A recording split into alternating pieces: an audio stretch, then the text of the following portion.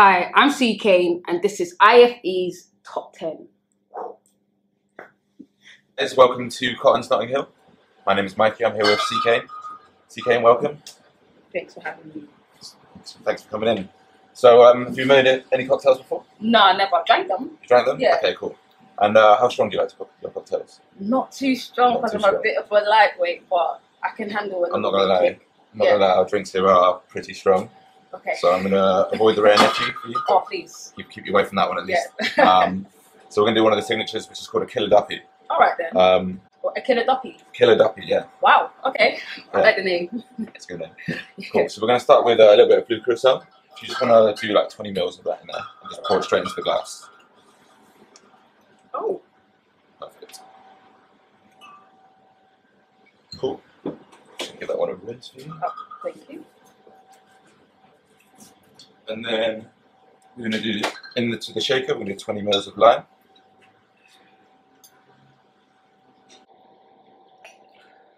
Do half a shot of rum, white rum. Is this a shot, yeah? Half a shot. You want it weaker? Yeah, yeah, please. So the same amount of dark rum. Oh, wow.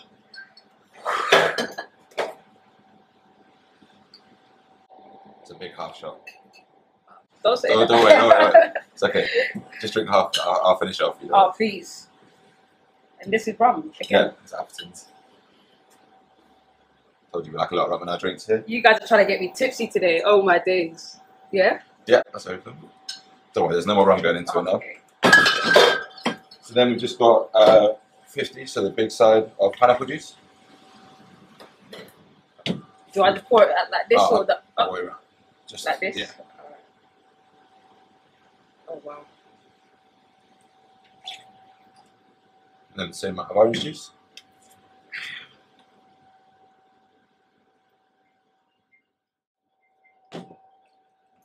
So then we're going to add ice, just to this. So just fill this up right to the top of ice. How much ice do you like in your drink? I don't mind. The ice is fine. Alright, so more ice, less ice. Okay, just put it in the glass. Yeah, just straight in.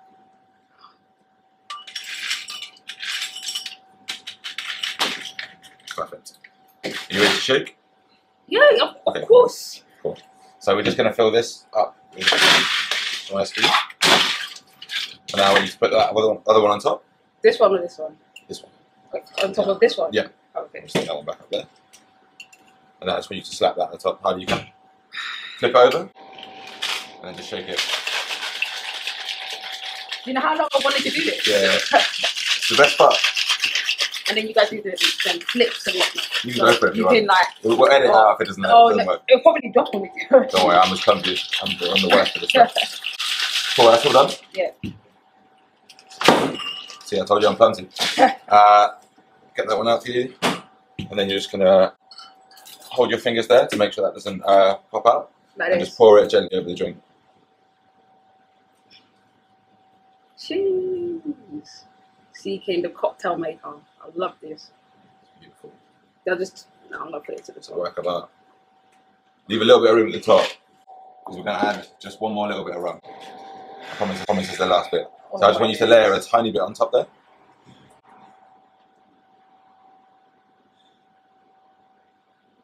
Oh wow, that's enough. Anyway, you might get the layering right.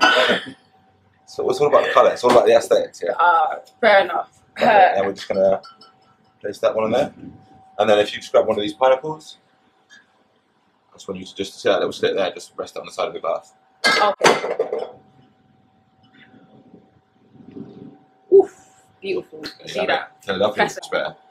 We just call it the Killer Duppy. There we are. Killer Duppy, guys. Again, thank you for coming today. Thank you for having me. I hope you enjoyed the cocktail session. It's lovely. It's already got me a bit tipsy, but it's really, really nice. First of all, I want to ask, for those who may not know, who is C Kane? For those that don't know who C Kane is a bilingual, sick rapper from London that also plays 5 instruments, has her own radio show, is a part of Gyardem Sugar, which is a BBC free series, reality TV series, and she does so much things that people don't even know or understand, but they will see eventually. So how did you get your start in the music industry? My start into the music industry, I would say, was when I got a call from a friend who's a producer called J Beats. Me and him, we used to go around teaching kids in school how to MC and DJ. And he also had a radio show on Mode FM. And he called me over to have a grime set with Fraternity and Big Nasty. And that was my first step into the music industry, because from there, they bigged me up and then I pushed forward. In the US, male artists dominate. And, you know, I've seen a lot of female MCs in the UK coming up. Yeah. Would you say it's a more of a level playing field here in the UK? I feel like when it comes to music or anything, even if it's work or music, whatever it is, I don't feel like it's ever a level playing field when it comes to women and men. I feel like men always have the upper hand compared to women. I feel like nowadays there is a lot more female rappers trying to make it, but it's never going to be a level playing field, I don't think, for now anyways. And is there pressure on female grime MCs to present themselves a certain way? Because I noticed with you, you maintain your own style. Yeah. Whereas in the US, for example, you see the ones who make it, they're more Barbie doll-ish. Yeah. But you maintain your own style. Yeah, I feel like when it comes to music, sex sells. So if you're showing off more of your body, then guys will be more compelled, I guess, to listen to you. They feel like, oh yeah, she looks nice. Let me listen to her. But then when they see a girl that's just like them, they're just like, oh, I don't need to listen to that. That's just like she's one of us type thing. So I feel like if you show your body parts more, I don't even feel like it is a fact that if you show your body parts more, that you will get further in the music industry. But I'm just stubborn, to be honest with you. Like, no one can tell me what to wear, when or how. Like, I'll wear what I want, when I want, and then I just do me, to be honest with you. I don't feel like I should change the way I am to fit someone else's box. So, yeah. How have you found the music fraternity? Are they, like, offish, competitive, or embracing, supportive? I feel like within the music industry, like, within other artists, they're very supporting. Well, the male one, anyways, they're very, very supporting. With the female, it's like a lot of people try to get females to compete against each other, and sometimes it gets into other females' heads. So it's a bit up and down. But when it comes to males, they're very, very, very supportive, and some females are very supportive as well. But I feel like when it's outside of the music industry, so when it's the listeners, then it's a bit of a different situation, because some people don't think that girls should rap, period. So they won't be supportive. They'd be like, for instance, I said this in another interview, but if you go into every female MC video, you will see at least one comment that says, "You belong in the kitchen," or something along them lines. You will find it. But it's just the way that people view women in society, to be honest with you. But within the music industry, I feel like it's very supportive. But like A&Rs, or like not even A&Rs, record labels, then it's a bit of a higgy-haggy situation, because they're just trying to find out what will make the most money. So yeah.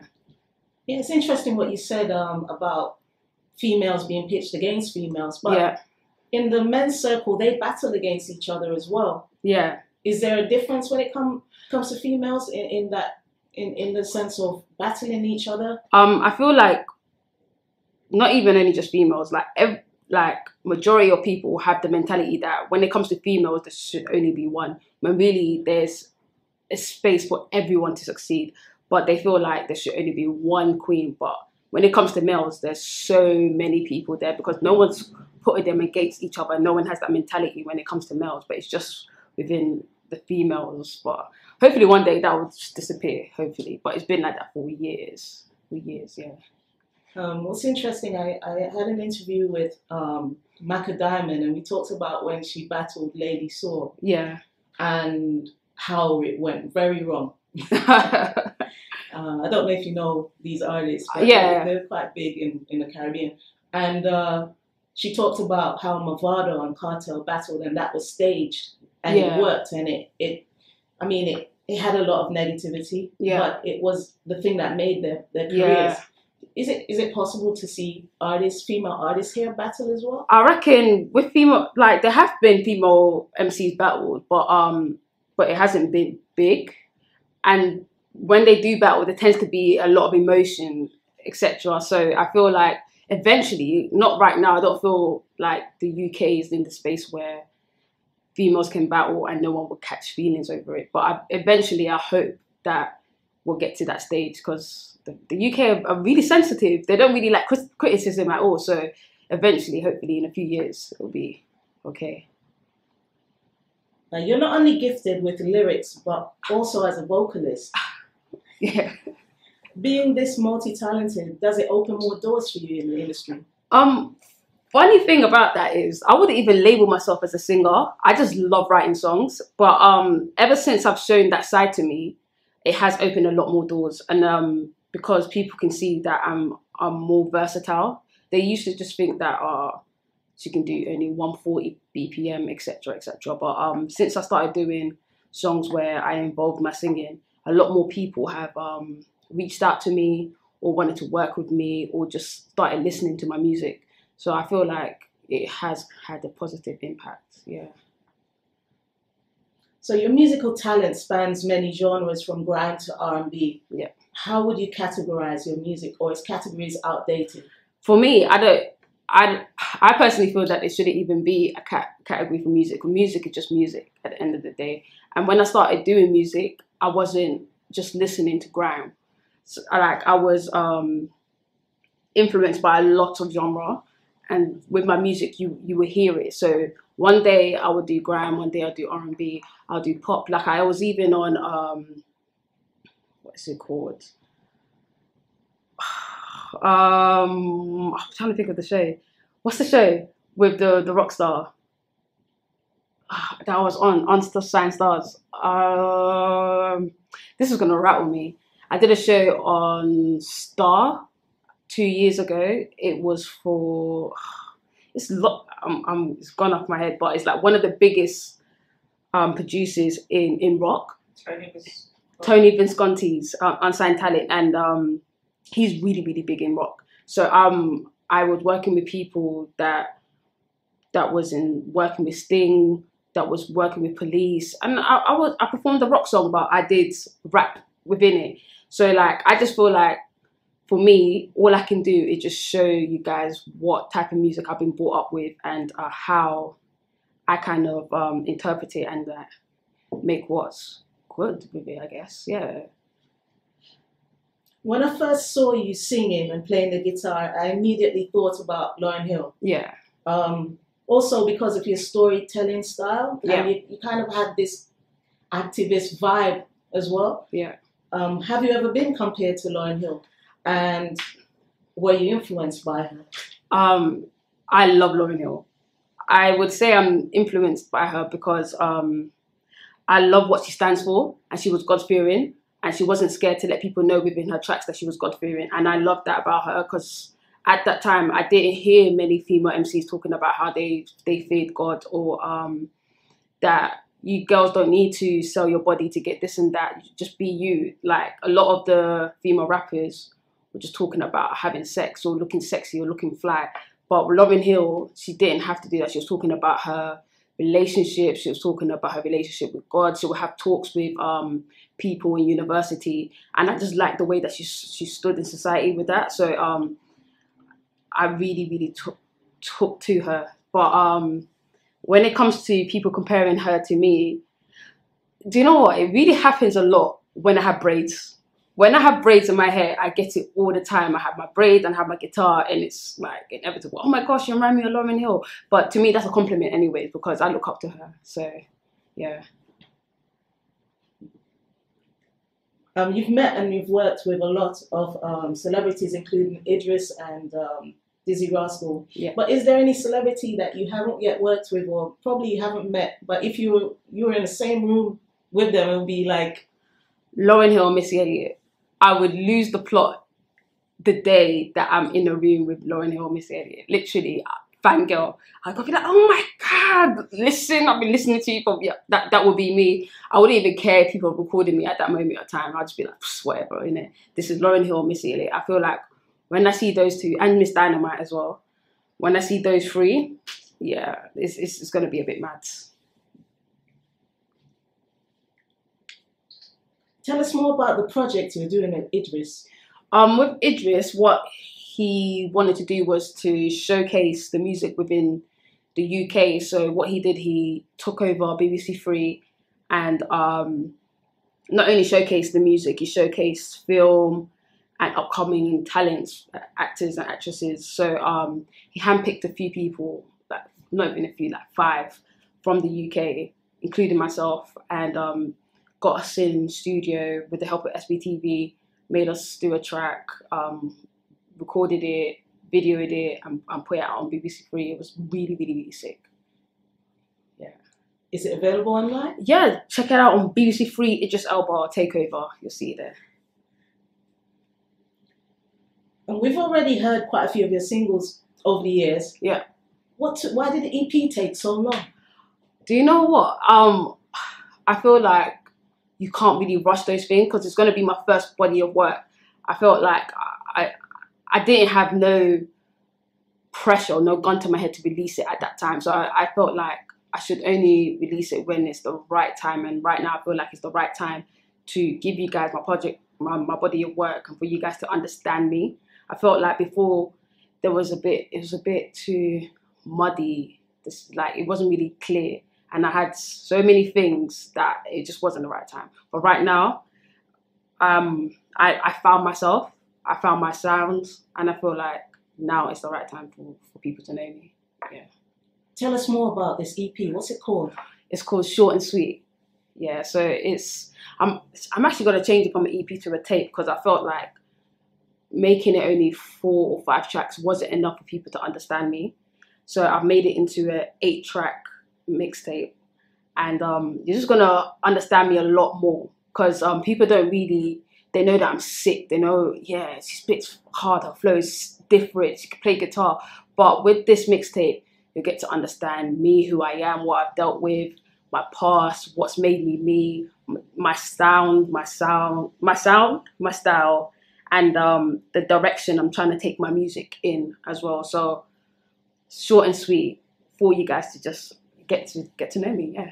Any collaborations on it? Yeah, I've got novelists on it. I've got Capo Lee on it. I've got Courtney Bennett. I've got Courtney Bennett.